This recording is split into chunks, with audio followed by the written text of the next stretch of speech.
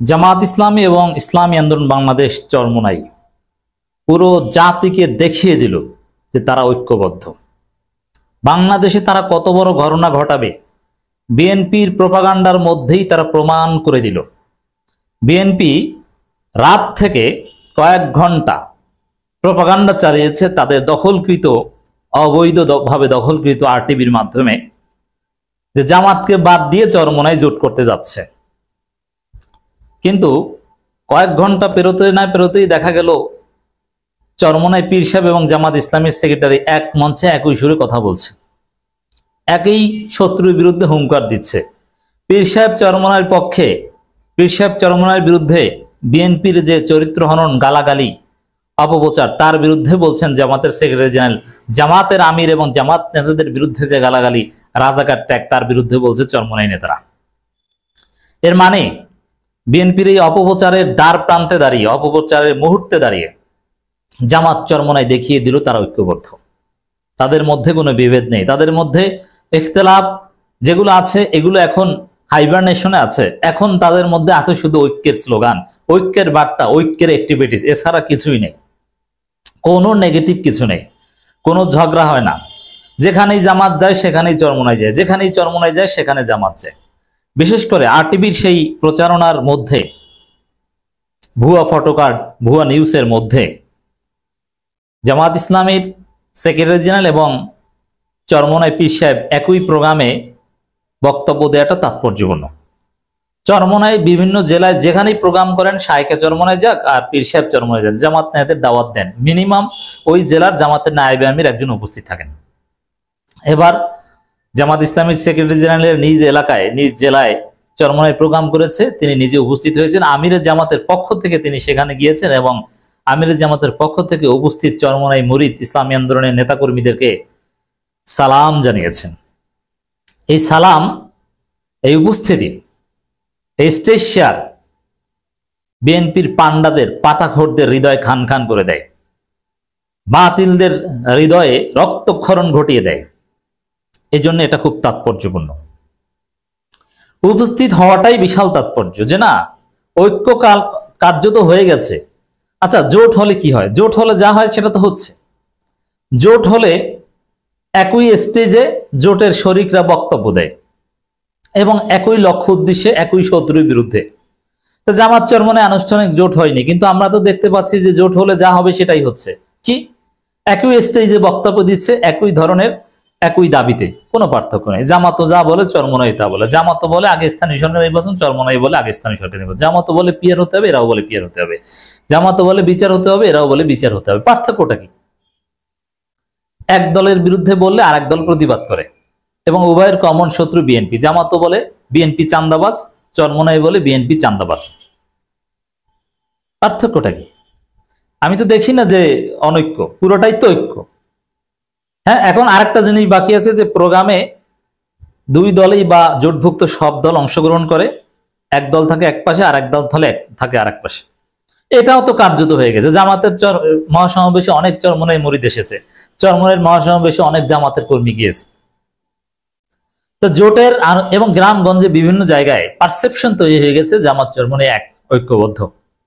আমি আগেও বলেছি যে চরমোনাইয়ের মুরিদ মুরগি বিক্রি করে কুড়িগ্রাম থেকে, চট্টগ্রাম থেকে হাঁস বিক্রি করে চরমোনাইয়ের বার্ষিক মাহফিলে, 2টা মাহফিলে আসতেন।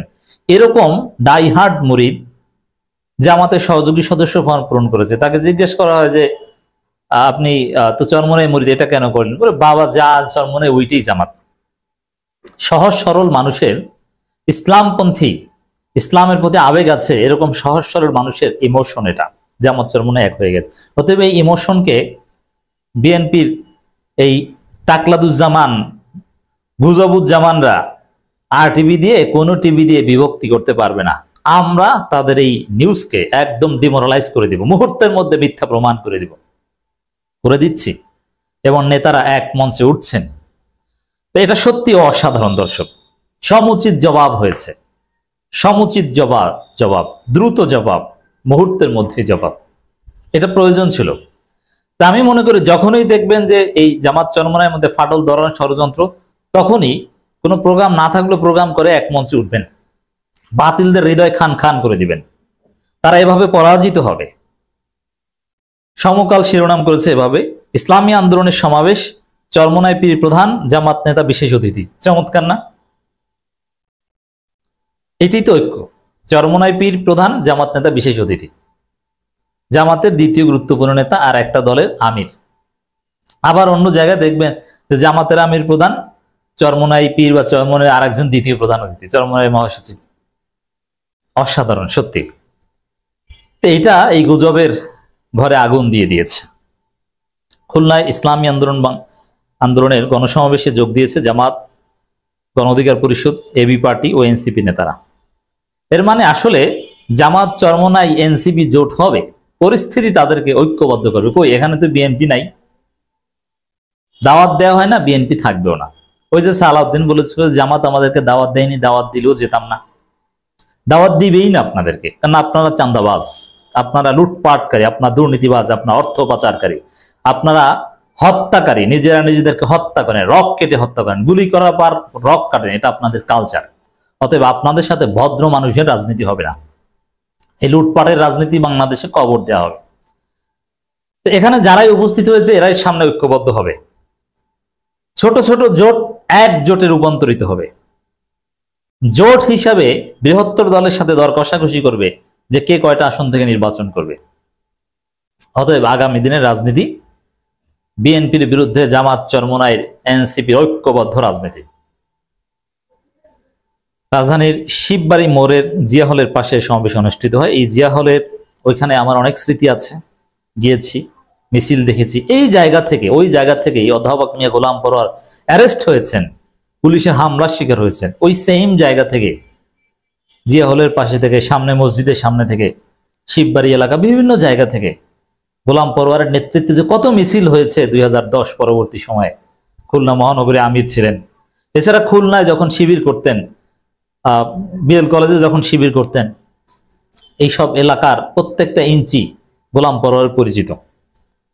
পিয়ার পদ্ধতি, সুষ্ঠু নিরপেক্ষ নির্বাচন, ইসলামী সমাজ ভিত্তিক কল্যাণ রাষ্ট্র প্রতিষ্ঠার দাবিতে এই দলটি খুলনা মহানগর জেলা শাখায় সমাবেশের আয়োজন করে। অতীতে খুলনায় ইসলামী আন্দোলন কোনো কর্মসূচিতে জামাতের কাউকে দেখা যায়নি, বরং বেশিরভাগ সমাবেশে জামাতের সমালোচনা করে সংগঠন নেতারা বক্তব্য রাখতেন। আর সমাবেশের মঞ্চে জামাতের কেন্দ্রীয় ও স্থানীয় 6 নেতা উপস্থিত ছিলেন। তারা সবাই বক্তব্য রাখেন, সবাই বক্তব্য, 6 জন বক্তব্য দিয়েছেন। আপনি চিন্তা করেছেন ঐক্য কোথায় চলে গেছে। পীর সাহেব চরমোনাই পাশাপাশি বসেন জামাতের সেক্রেটারি, এবং দুই দলের নেতারা একই দাবিতে কথা বলেন, এবং ওই দুই দলের নেতারাই চাঁদাবাজদের বিরুদ্ধে কথা বলেছেন। ইসলামপন্থীদের ভোটের বাক্স একটা হবে, এই স্লোগান এখানে ছিল। তো দর্শক, খুলনা জামাতের খুলনা অঞ্চলের সহকারী পরিচালক মাওলানা আবুল কালাম আজাদ, খুলনা মহানগর জামাতের আমির মাহফুজুর রহমানের সেক্রেটারি অ্যাডভোকেট জাহাঙ্গীর হোসেন হেলাল, খুলনা জেলা জামাতের আমির মাওলানা ইমরান হোসেন, সেক্রেটারি মুন্সি মিজানুর রহমান, এরা উপস্থিত ছিল। অসাধারণ, চমৎকার। বিএনপি তোমরা এখন পাতা খাও বসে বসে।